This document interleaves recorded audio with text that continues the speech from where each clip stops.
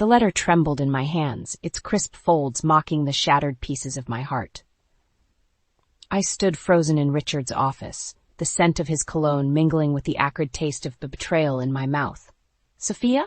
Are you in there?" Richard's voice echoed from the hallway, jolting me back to reality. I hastily shoved the letter into my pocket, smoothing my hair and plastering on a smile as he entered the room. "Hey, honey, I was just looking for that recipe book I lent you." Richard's brow furrowed. "Oh, right. I think it's in one of these drawers." He moved towards his desk, and I felt my pulse quicken. "No worries, I'll find it later," I said, my voice unnaturally high. "How about we go out for dinner tonight? It's been a while since we've had a date night." Richard's eyes darted to his phone. "Actually, Emily just texted. She wants us to pick her up from the airport. Her flight got moved up." "Of course.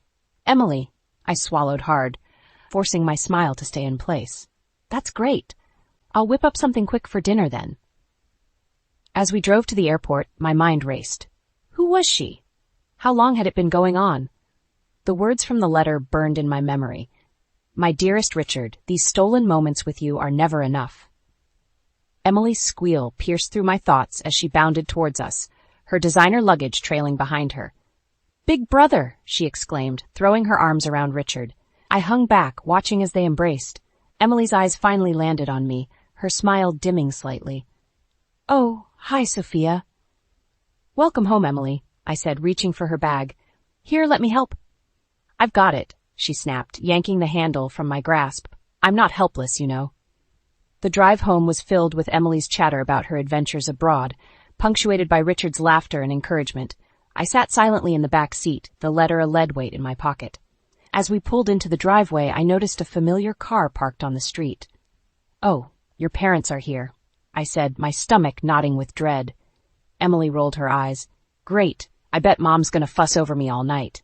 If only she knew how lucky she was, I thought bitterly. Inside, Judy and Mark greeted us warmly, though I couldn't help but notice the strain in Judy's smile and the slight tremor in Mark's hands as he hugged Emily. "Sophia, dear," Judy said, turning to me, "would you mind helping me in the kitchen? I brought some casseroles, but they need reheating." I nodded, grateful for the escape, as we worked side by side. Judy's movements were slow and deliberate, her arthritis clearly flaring up.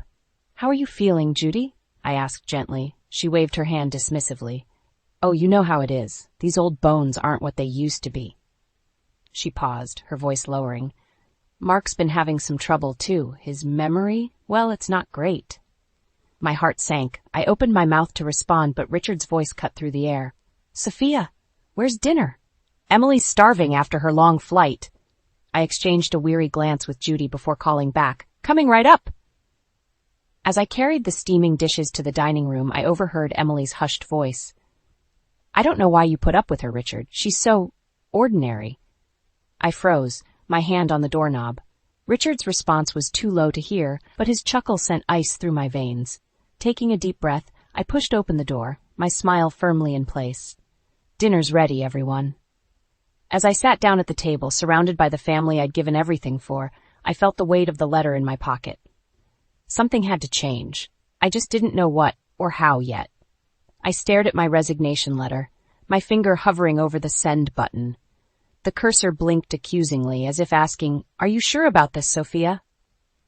No, I wasn't sure, but Richard's words from last night echoed in my head. "Honey, don't you think it's time you focused on our home? My sister and parents need you. We need you." With a deep breath, I clicked send. Just like that, my career vanished into the ether. The bedroom door creaked open, and Richard's head poked in. "Everything okay? You've been in here a while." I forced a smile. "All done. I've officially resigned." His face lit up as he crossed the room, enveloping me in a hug that felt more suffocating than comforting. "That's my girl. You're doing the right thing, Sophia. This is what's best for our family." Our family. The word stung, reminding me of the letter hidden in my dresser drawer. I pulled away, busying myself with organizing the desk. "So, when do we move in with your parents?" I asked, trying to keep my voice steady. "This weekend," Richard replied. "Emily's already there helping them pack up some things." "Of course she was." I back a sarcastic remark. "That's thoughtful of her." Richard's phone buzzed. He glanced at it, a small frown creasing his brow.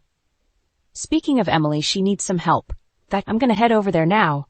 You'll be okay packing up here, right?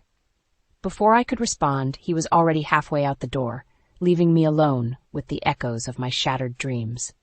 The next few days passed in a blur of cardboard boxes and packing tape. By Saturday morning, we were pulling into Richard's parents' driveway, our car laden with the remnants of our old life. Emily stood on the porch, her arms crossed. Finally! I've been waiting all morning. There's so much to do, and Mom and Dad are useless. I bit my tongue, reminding myself that this was for the best, for the family. As we unloaded the car, I noticed Mark struggling with a box, his hands shaking. I rushed over, gently taking it from him. "Let me help you with that, Mark." He looked at me, confusion clouding his eyes. Who are you again?" My heart sank. Judy had mentioned his memory issues, but I hadn't realized how bad they'd gotten. "It's me, Sophia, Richard's wife," I said softly. Recognition flickered in his gaze. "Oh, yes, of course. Thank you, dear." From behind us, Emily's voice rang out. "Sophia, stop chatting and come help me with these curtains. They're not going to hang themselves." I shared a weary glance with Mark before heading inside. Judy was in the kitchen, attempting to prepare lunch with trembling hands. "Here, let me take over," I offered, gently guiding her to a chair. She sighed gratefully. "You're a godsend, Sophia. I don't know how we'd manage without you." As I chopped vegetables, I couldn't help but wonder, how had they been managing before? And why was it suddenly my responsibility?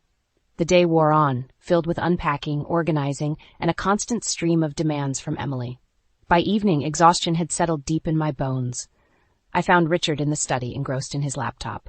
"Hey," I said softly, "I was thinking maybe we could order in tonight. Everyone's tired and—" "No need," he interrupted, not looking up. "Emily's already started cooking. She says you've been too busy to handle dinner." I stood there, stunned. "But I've been unpacking all day. When did she—" "Look, Sophia," Richard said, finally meeting my gaze. "I know this is an adjustment, but Emily's really stepping up. Maybe you could learn a thing or two from her, yeah?" The words hit me like a physical blow. I opened my mouth to argue, to defend myself, but the fight drained out of me. What was the point? As I turned to leave, my eye caught a glimpse of Richard's phone screen. A text message preview glowed ominously. "Missing you already. Can't wait for our next." The rest was cut off, but it was enough. My suspicions confirmed, I stumbled out of the room, my world tilting on its axis. In the hallway, I leaned against the wall, struggling to breathe. What had I done? I'd given up everything. My career, my independence, for a man who didn't even respect me enough to hide his infidelity. From the kitchen, I heard Emily's laughter, punctuated by the clatter of pots and pans. This was my life now. But for how long? As I straightened up, wiping away a stray tear, I made a silent vow. This wouldn't be forever. Somehow, someway, I would find a way out. I had to. The morning sun streamed through the kitchen window, mocking my sleepless night. I'd spent hours tossing and turning, Richard's infidelity and Emily's constant demands swirling in my mind. Now, as I prepared breakfast for the household, exhaustion clung to me like a second skin. "Sophia!" Emily's shrill voice pierced the air. "Where's my green smoothie?" I bit back a sigh. "Coming, Emily. Just finishing up Mark's oatmeal." She appeared in the doorway, perfectly coiffed despite the early hour. "I need it now. I have yoga in 20 minutes. "Of course," I muttered, abandoning the oatmeal to blend her smoothie. As I handed her the glass, she wrinkled her nose. Did you use the right protein powder? This looks off." Before I could respond, Judy shuffled into the kitchen, her movements slow and pained. "Good morning, dears. Sophia, have you seen my pills? I can't seem to find them." "They're on your nightstand, Mom," Emily said, rolling her eyes.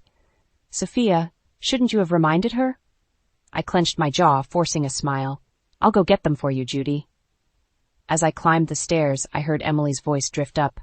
"Honestly, what would you do without me? Sophia's so scatterbrained lately." Tears pricked my eyes, but I blinked them away. I wouldn't give her the satisfaction. The day dragged on, a blur of chores and thinly veiled insults. By afternoon, I was desperate for a moment of peace. I slipped out to the garden, hoping to catch my breath. To my surprise, Mark was there, staring at a rosebush with a puzzled expression. "Mark?" I approached him cautiously. "Are you okay?" He turned to me, confusion clouding his eyes. I can't remember how to prune these. I've done it for years, but now..." My heart ached for him. It's all right, I said gently. Why don't we do it together? As we worked side by side, Mark's hands steadied. He smiled at me, a glimmer of his old self shining through. You know, you remind me of someone. Someone kind. It's me, Mark. Sophia, I reminded him softly. Recognition flickered in his gaze. Ah, yes, Richard's wife. You're a good girl, Sophia. Don't let them change you. Before I could ask what he meant, Emily's voice shattered the moment. There you are. I've been looking everywhere. The living room needs vacuuming, and Richard wants to know what's for dinner. I stood, brushing dirt from my knees. I'll be right there. As I turned to go, Mark grabbed my hand. Remember, he whispered, you're stronger than they know. His words echoed in my mind as I trudged back to the house. Was I strong? Or was I just a doormat? That evening, as I prepared dinner, Richard sauntered into the kitchen. Smells good in here, he said, reaching for a taste. I swatted his hand away playfully, almost forgetting our problems for a moment. You'll have to wait like everyone else. He chuckled, then his expression turned serious. Listen, Sophia, I've been thinking. Maybe we should look into getting some help around here. My heart leapt. Finally, he was seeing how overwhelmed I was. That would be wonderful, I started, but he cut me off.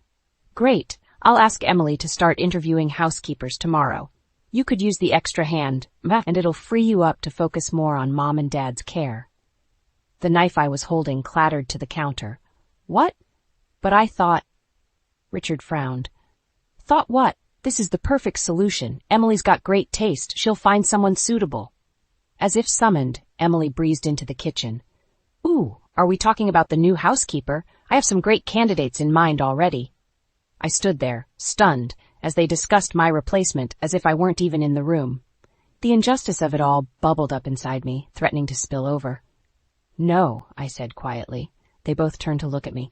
What was that? Richard asked. I took a deep breath, Mark's words echoing in my ears. You're stronger than they know. I said no, I won't be pushed aside in my own home. If anyone's going to hire help, it'll be me. Emily's eyes widened in shock, while Richard's narrowed dangerously. Sophia, he said, his voice low and warning. Don't be difficult. We're trying to help you. I met his gaze, standing my ground. Are you, or are you just trying to replace me? The tension in the room was palpable, crackling like electricity. For the first time in months, I felt a spark of my old self igniting. I didn't know what would happen next, but I knew one thing for certain. This was far from over.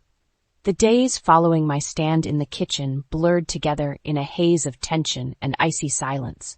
Richard barely looked at me, while Emily's demands grew more outrageous by the hour. But I refused to back down. I was done being their doormat. One morning, as I was helping Judy with her physical therapy exercises, Emily burst into the room, her face flushed with anger. Sophia, why isn't my laundry done?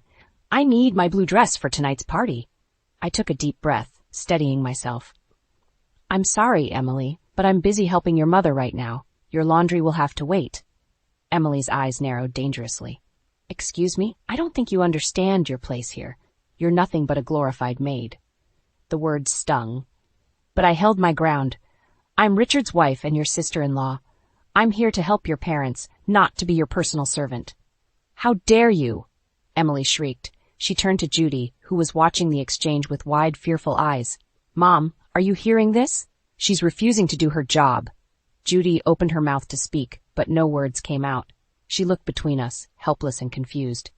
That's enough, I snapped, my patience finally breaking. Judy needs her rest. We can discuss this later.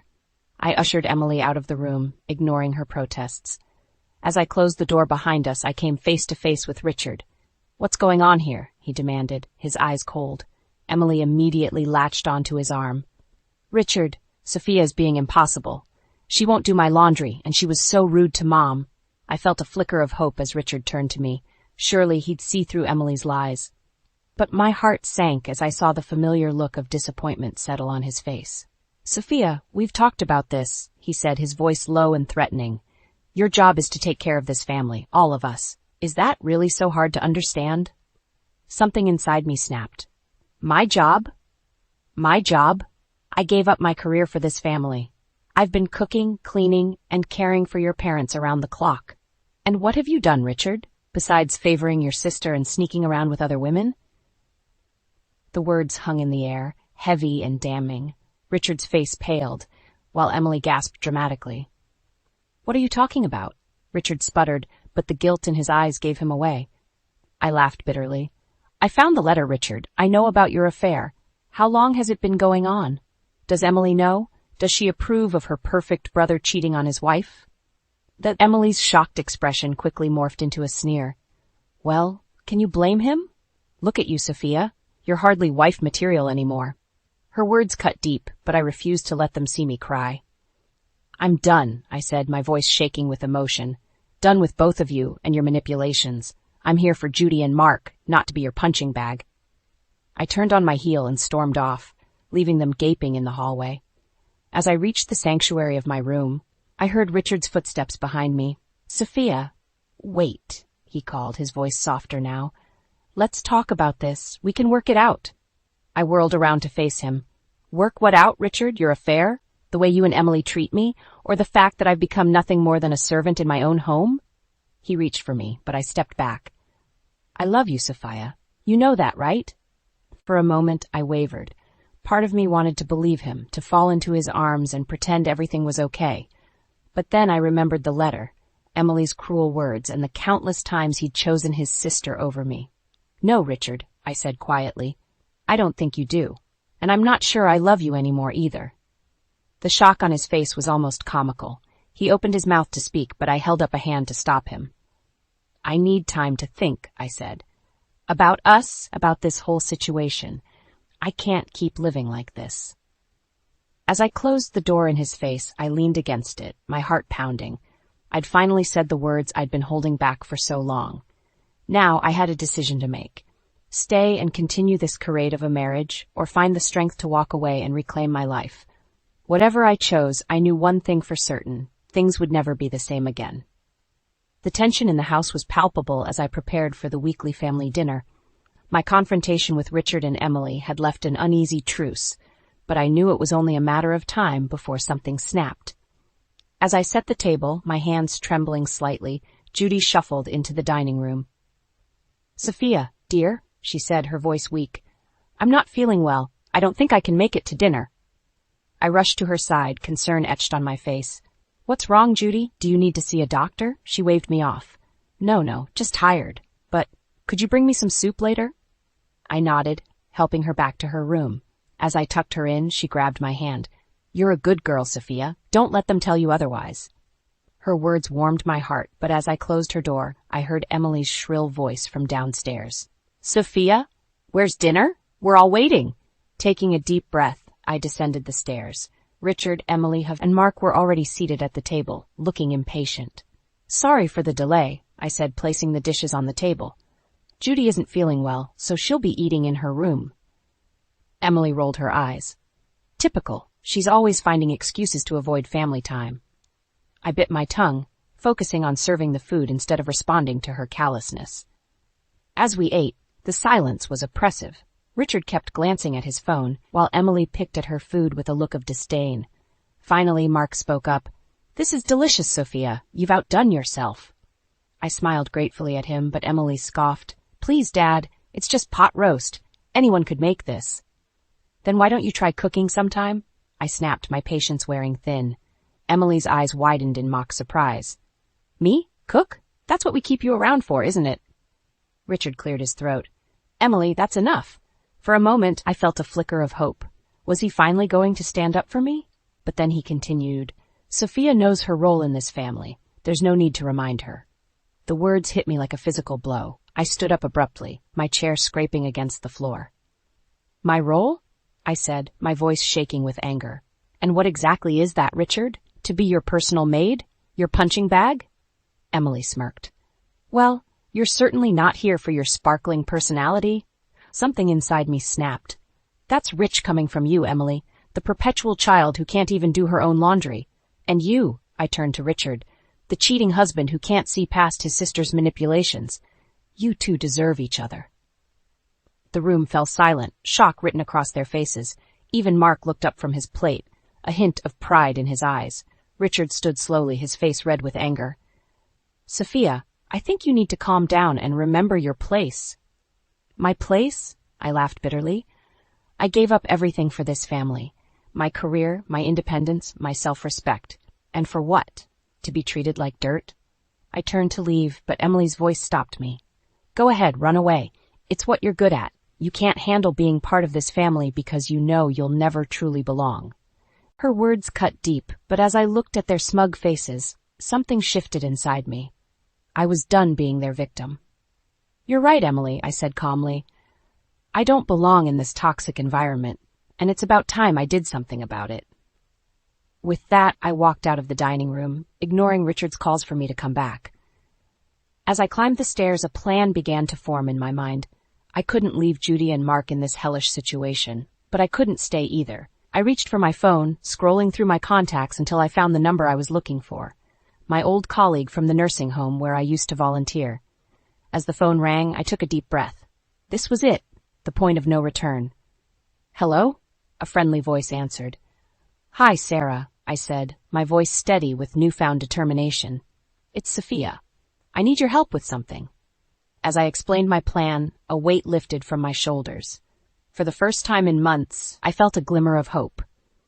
I didn't know exactly what the future held, but I knew one thing for certain.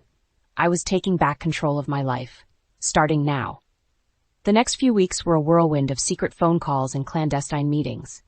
Sarah had come through with information on Sunset Grove, a top-rated nursing home known for its compassionate care. It was perfect for Judy and Mark, but the cost was astronomical. I knew what I had to do. One afternoon, while Richard was at work and Emily was out shopping, I slipped into the study. My hands shook as I logged into the family's joint account. The balance made my eyes widen. Years of Richard's successful career had left a substantial nest egg. I took a deep breath and initiated the transfer. As I watched the funds move, guilt gnawed at me. Was I doing the right thing? But then I remembered Judy's frail form, Mark's confused eyes, and the constant barrage of insults from Richard and Emily. This wasn't just about me anymore. The next day, I took Judy and Mark for a day trip to Sunset Grove. As we toured the facility, I watched their faces carefully. It's lovely here, Judy said, her eyes bright for the first time in months. So peaceful. Mark nodded, actually smiling. Reminds me of our first home, doesn't it, dear? My heart swelled. This was the right decision. As we prepared to leave, I pulled the director aside. They'll be moving in next week, I whispered. I've already made the arrangements. She nodded, understanding in her eyes. We'll take good care of them, Mrs. Thompson. Back at home, I threw myself into preparations. I packed Judy and Mark's belongings bit by bit, hiding suitcases in the back of my car. Richard and Emily were too self-absorbed to notice anything amiss. The night before the big move, I sat with Judy and Mark in their room, my heart heavy. I need to tell you something, I began, my voice trembling. Tomorrow you're going to move to Sunset Grove. Permanently. Judy gasped while Mark looked confused. I hurried on. It's for the best. You'll be well cared for there, away from all of this. To my surprise, Judy reached out and squeezed my hand. We know, dear, we've seen how they treat you. This isn't the life we wanted for any of us. Tears sprang to my eyes. You knew? Mark nodded slowly. We may be old, but we're not blind. You're doing the right thing, Sophia. Their understanding and support overwhelmed me. I hugged them both, choking back sobs. The next morning, I woke before dawn. Richard was still asleep, oblivious to the upheaval about to occur. I helped Judy and Mark dress and guided them quietly to my car. As we drove away, I caught a glimpse of the house in my rearview mirror. For a moment, I hesitated. Was I really going through with this? Then Emily's cruel words echoed in my mind. You'll never truly belong. My resolve hardened. There was no turning back now. At Sunset Grove, the staff welcomed Judy and Mark warmly. As I helped them settle into their new room, a weight lifted from my shoulders. They would be safe here, cared for properly. Sophia, Judy said as I prepared to leave. What about you? Where will you go? I forced a smile. Don't worry about me. I'll be fine. But as I walked to my car, panic set in. What had I done? I'd spent nearly all of our savings, relocated Richard's parents without his knowledge, and was about to blow up my entire life. For a moment, I considered driving back, begging forgiveness, and trying to undo it all. Then my phone buzzed. A text from Richard. Where are you? Mom and Dad aren't in their room. Emily's furious that breakfast isn't ready. In that moment, everything crystallized. I couldn't go back. Not to that life, not to that version of myself. With shaking hands, I typed out a response. We need to talk. I'm on my way home. As I drove back to the house, my mind raced. How would Richard react? What would Emily do? But beneath the fear, a spark of excitement ignited. For the first time in years, I was taking control of my life. Whatever happened next, I was ready to face it head on. My hands shook as I pulled into the driveway. Richard's car was there, and I could see Emily's silhouette pacing in the living room. This was it, the moment of truth. I took a deep breath and stepped out of the car. Before I could reach the front door, it flew open. Richard stood there, his face a mask of fury. "Where the hell have you been?" he growled. "And where are my parents?" I squared my shoulders and met his gaze. "We need to talk, all of us." Emily appeared behind him, her eyes narrowed. "What have you done, Sophia?" I brushed past them and walked into the living room.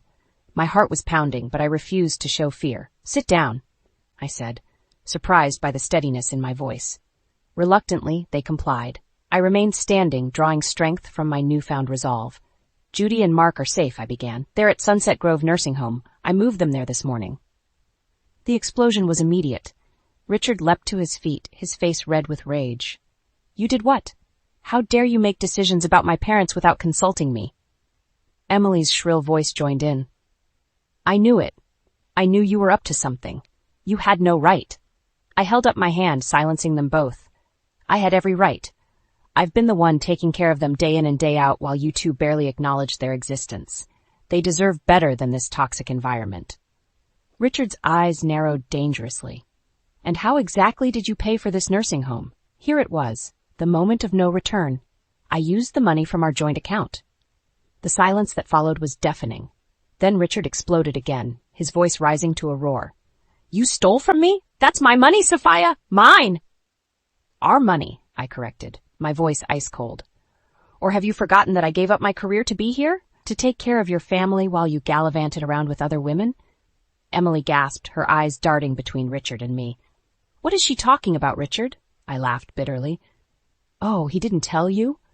Your perfect brother has been cheating on me. I found the letter, Richard. I know everything." Richard's face paled, then flushed with anger. "You had no right to go through my things. And you had no right to betray our marriage." I shot back. Emily, for once, seemed at a loss for words.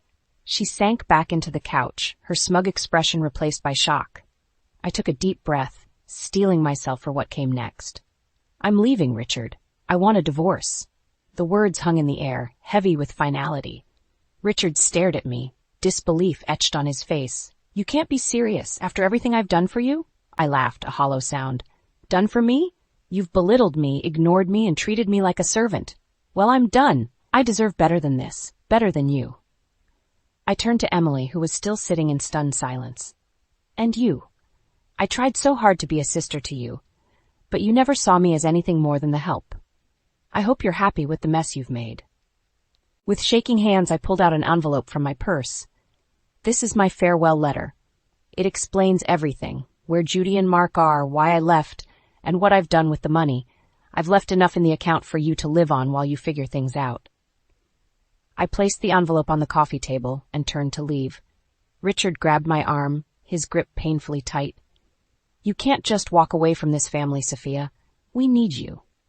For a moment, I wavered. Years of conditioning made me want to give in, to apologize, and try to make things right. But then I remembered the peace on Judy and Mark's faces at Sunset Grove, the way I felt when I finally stood up for myself. I wrenched my arm free.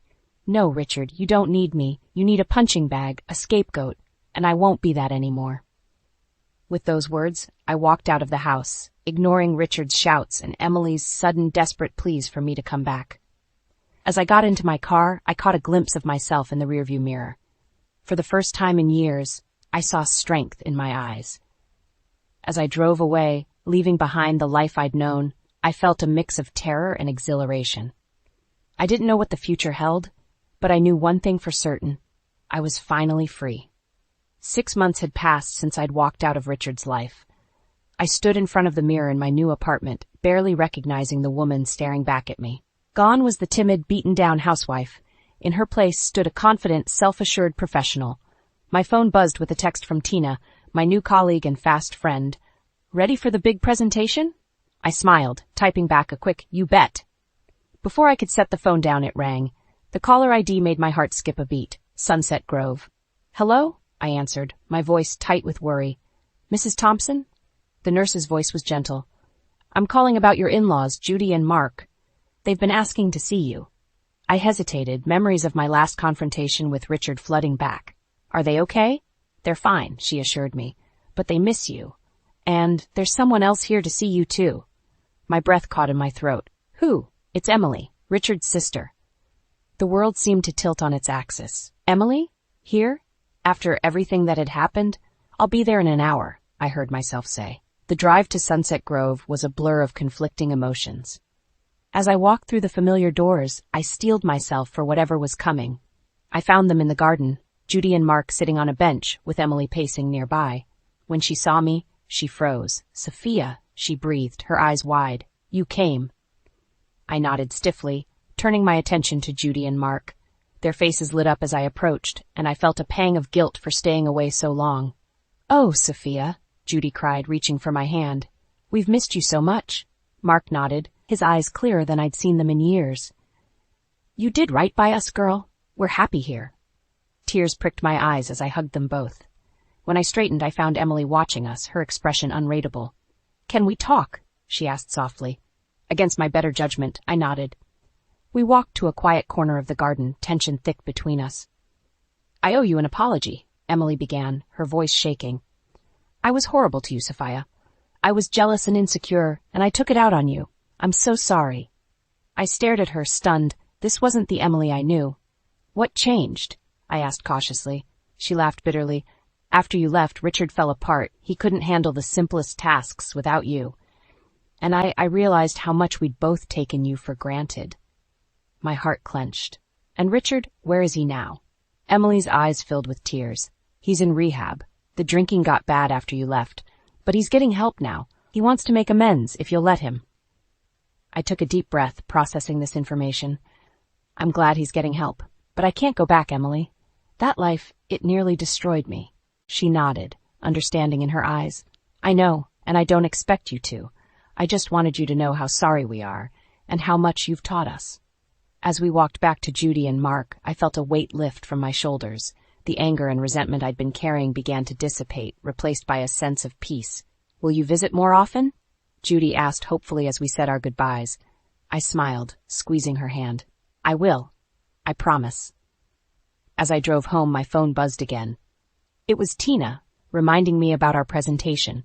I realized with a start that I'd almost forgotten about work in the emotional whirlwind of the day. But as I walked into the office, head held high, I felt a surge of pride. This was my life now, a life I'd built for myself, on my own terms. The presentation went flawlessly. As my colleagues congratulated me, I caught my reflection in the conference room window. The woman looking back at me was strong, capable, and unafraid. That evening, as I sat on my balcony watching the sunset, I thought about how far I'd come. I'd lost a husband, but I'd gained myself. I'd walked away from a toxic situation and built a new life from the ashes of the old. My phone buzzed one last time. It was a text from Emily. "Thank you for showing us what real strength looks like." I smiled, feeling a sense of closure wash over me. The road ahead was uncertain, but for the first time in years, I was excited to see where it would lead. I had risen from the ashes, stronger and more resilient than ever before. And that, I realized, was the greatest victory of all.